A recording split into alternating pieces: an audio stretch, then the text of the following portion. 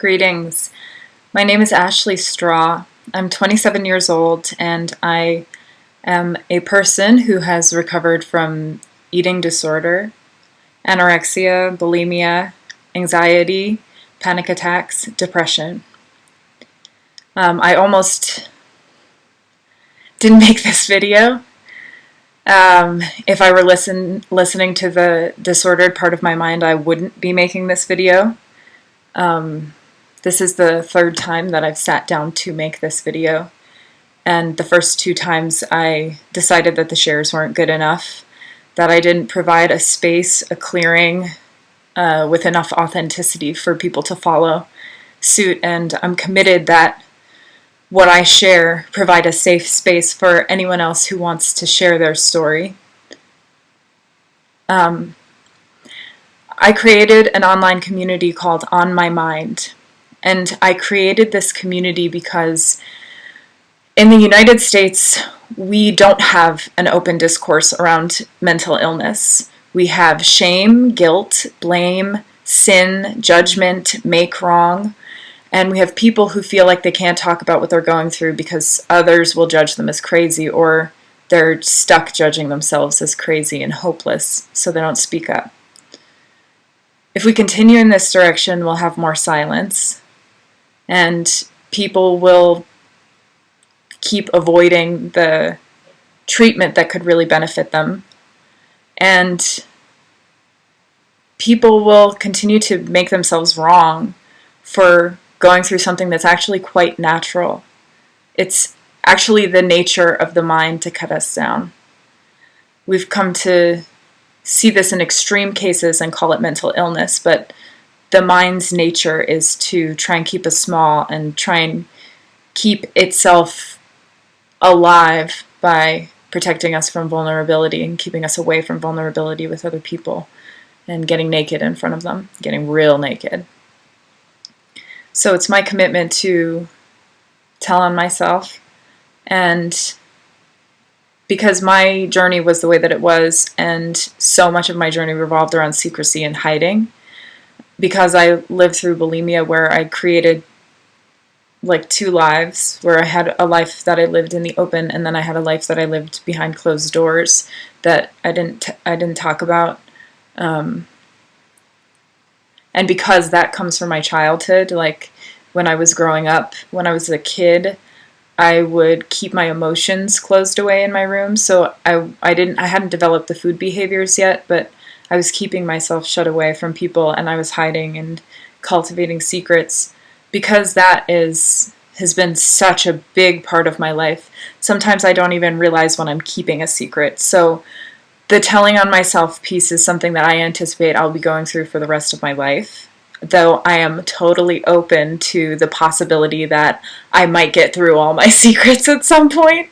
I don't think that's going to happen.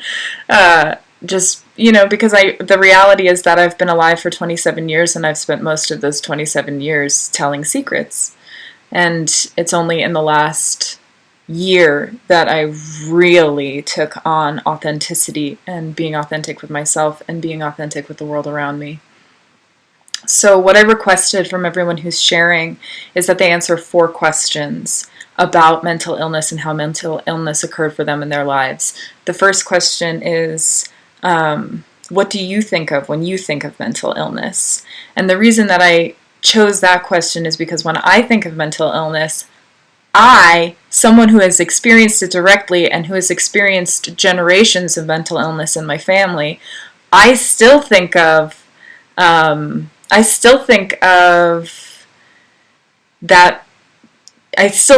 like this person that I saw on the subway who called himself homeless and who was talking to himself. I still think of people that I saw, extreme cases that I saw in a 24-hour period when I was in a psych ward. I still think of the extreme cases when I think of mental illness. So I wanted to touch base with people who have experienced it to see, what do you think of when you think of mental illness? Do you also think of the extreme cases, or do you think of like you're a parent or a friend who has struggled, who has gone through it? The second question that I chose to ask everyone is, what did mental illness actually look like for you? And the reason that I chose that is because I know that for me, it's such a stark opposition, what I think of versus what it actually looked like. What it actually looked like was something totally different from what I imagine is mental illness. What it actually looked like for me in my life is like looking at myself for prolonged periods of time in the mirror and judging the shape of my body, and that could be considered a normal behavior, but in my case that was actually a reflection of the mental illness that I was going through. The third question that I chose to ask everyone is, what, it's escaping me right now. The third question that I chose to ask everyone is, what worked for you and what didn't work for you in terms of therapies? What did work? What didn't work? What have you tried? What haven't you tried? And the reason that I chose to ask this question is because I tried to do traditional therapy. I did not try to go on pharmaceuticals, though I did spend a 6-month period of time in my life addicted to Adderall, which I was taking not through a prescription. I was buying it on a street corner on the Upper East Side. And I didn't choose to go on any kind of pharmaceutical drug to treat my anxiety or depression. But what I did get a lot of benefit from was really non-traditional therapy. So I took a lot from doing somatic experiencing work, where I was guided through processes of relating to my emotions in colors, where I was guided through processes of locating where I experienced different emotions or stories in my body, what that felt like, how that made me want to move, and moving in the way that it made me feel like I wanted to move, and getting related to the sense of aliveness that's been in my body that I had disconnected myself from in the process of having an eating disorder, in the experience of having an eating disorder. So I wanted to touch base with people. There are other therapies that worked for me, like honestly going on soul retrieval meditations, which that's what we formally called it, were soul retrieval meditations, but they're practices that other people might use different names for, where I would get really centered and really still and go and go on a short visualization journey and see if I could find any pieces of myself locked away in my body. And what I actually discovered was that, like, out here in my psyche, there was I was able to like see this vision of myself when I was like my inner world when I was like 12 years old. And what I saw was that when I was 12 years old, I was like in a black dress, and I had like a stripper pole and a martini in my hand and a cigarette in the other hand, and I'm like 12 years old, so it's literally like I have like short hair, I'm still developing, I'm like pudgy, my face is round, and the structure of my face hasn't formed into what it is now, and I'm like the little kid version of me, but I've got a martini in one hand and I've got a cigarette in the other hand, and I'm like hanging on a stripper pole, like dancing around. And I saw this vision of myself, and I got that there was nothing wrong with that expression. And I got that there was nothing wrong with that expression when I was 12, but part of my eating disorder was the attempt was to suppress that sexual expression that was wanting to come out at such an early age, which is, such an early age. Those are my words. Like, the interpretation that 12 years old is an early age to have a sexual expression like that's my interpretation of my life. At 12 years old, it occurred for me as an early age. So what I did was I had the experience of accepting that person, that version of myself, and inviting it to come and live somewhere inside of my body again, instead of living out here in my psyche.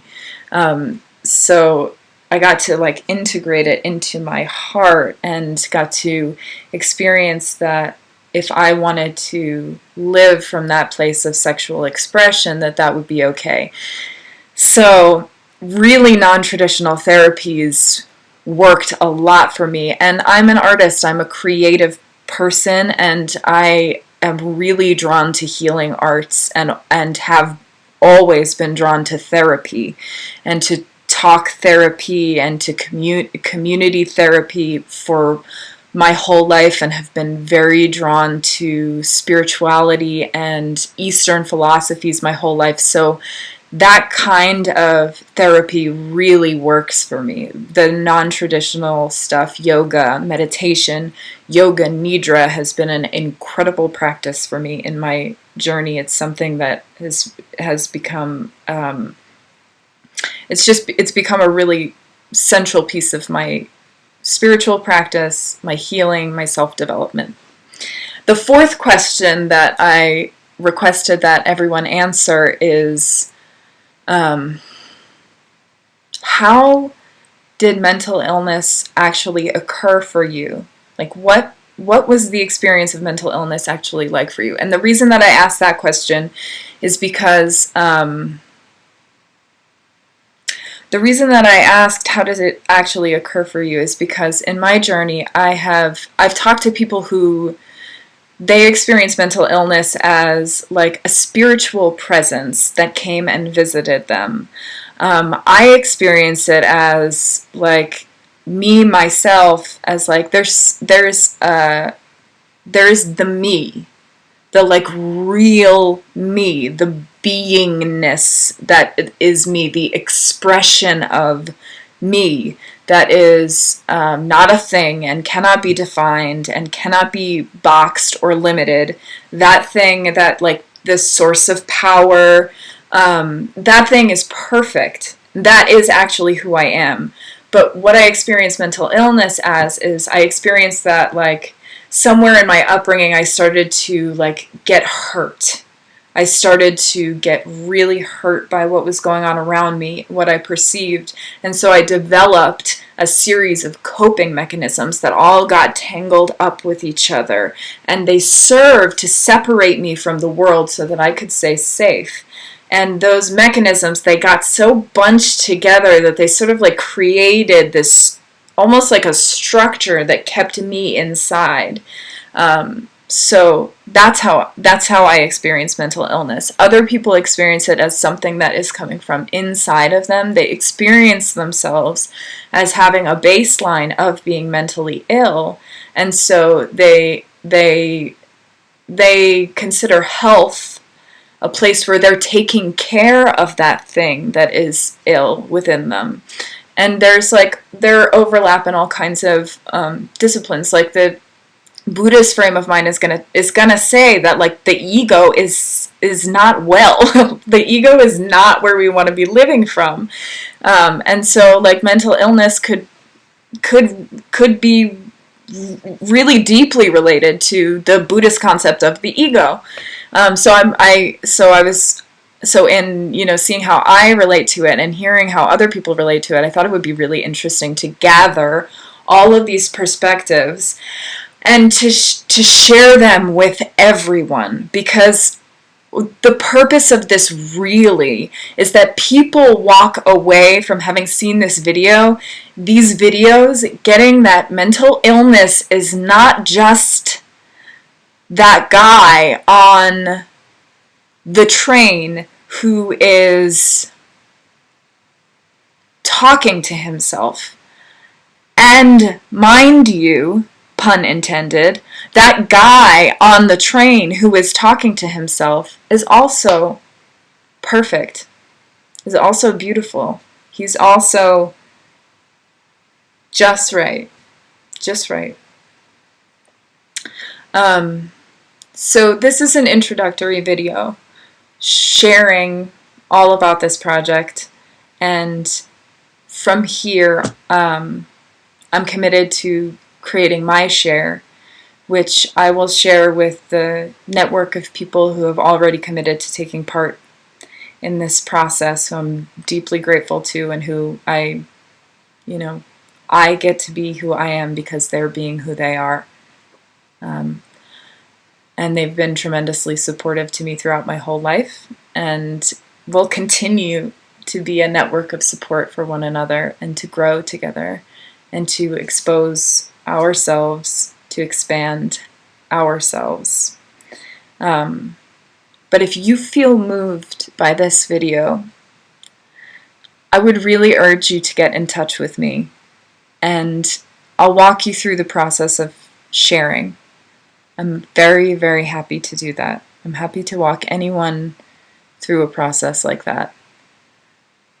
And you can be in touch with me at the following email address: omm, O-M-M, .onmymind at gmail.com. Again, my name is Ashley Marie Straw, 27 years old, reporting from Pennsylvania today. Born and raised on Long Island, currently living in Brooklyn, New York, and I look forward to sharing with you and being with you and sharing a space of safety, support, community, and communication. Thank you.